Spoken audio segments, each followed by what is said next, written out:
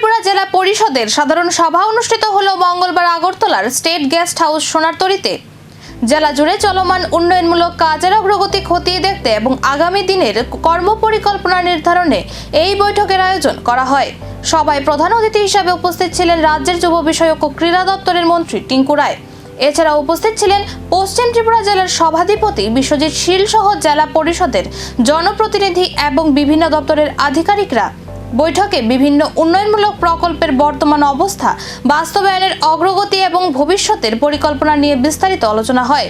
বিশেষভাবে জনকল্যাণমূলক প্রকল্পগুলি যাতে দ্রুত, স্বচ্ছ এবং নির্ধারিত সময়ের মধ্যে সম্পূর্ণ হয় সেই বিষয়েও গুরুত্বারোপ করা হয়। পাশাপাশি বিভিন্ন দপ্তরের মধ্যে সমন্বয় আরও বাড়িয়ে উন্নয়নের কাজকে ত্বরান্বিত করার উপরও জোর দেওয়া হয়। সাধারণ মানুষের কাছে সরকারি পরিষেবা আরও কার্যকরভাবে পৌঁছে দিতে একাধিক গুরুত্বপূর্ণ বিষয় ওঠে এই আলোচনায়। পশ্চিম ত্রিপুরা আমাদের জেলা পরিষদের আজকে জেনারেল বডি যে বৈঠক, এই বৈঠক প্রতি বছরই হয়ে থাকে। এই বৈঠকের মূল উদ্দেশ্য হচ্ছে যে সমস্ত সিদ্ধান্ত গ্রহণ করা হয় সেগুলো ইমপ্লিমেন্ট কতটুকু হলো এবং আগামী পরিকল্পনা গ্রহণ করা আমাদের যে সমস্ত কাজ থাকে।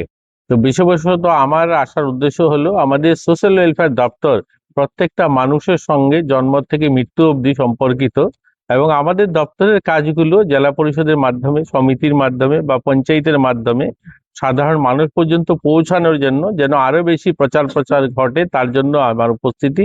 এবং আমাদের শ্রম দপ্তরের অনেকগুলো বেনিফিশিয়ারি স্কিম রয়েছে, সেগুলো নিয়ে আলোচনা হবে, বা অঙ্গনওয়াড়িগুলোকে স্ট্রেনথেন করা, সেগুলোকে সক্ষম অঙ্গনওয়াড়ি তৈরি করা, এই সমস্ত বিষয় নিয়ে আজ মূলত আমাদের বৈঠক। এবং সরকারের সমস্ত লাইন দপ্তর যত রয়েছে সব দপ্তরই উপস্থিত হয়েছে। তো আগামী দিন যেন আরো ভালো পরিষেবা দেওয়া যেতে পারে মানুষকে, তার জন্যই আজকের এই বৈঠক। যেহেতু হেলথ আছে বর্তমান সময়ে যে দেখুন, এরকম বিষয় নয়, এটা আসলে আমার জবাব দেওয়ার কথাও নয়। আপনি জিজ্ঞাসা করেছেন, তারপরেও আমি একটু বলছি। এরকম কোথায় এরকম নেই। দেখুন, যে সিদ্ধান্তটা হয়েছে শুধুমাত্র একটা যে আমাদের মেডিকেল কলেজ যেটা রয়েছে, রেফারেল হসপিটাল, সেটাকে নেওয়া হয়েছে। আমাকে যদি ব্যক্তিগতভাবে বলুন, এই যে আমি মন্ত্রী নয়, আমি একজন সাধারণ নাগরিক হিসাবে আমার বাড়ি কৈলাস শহরে।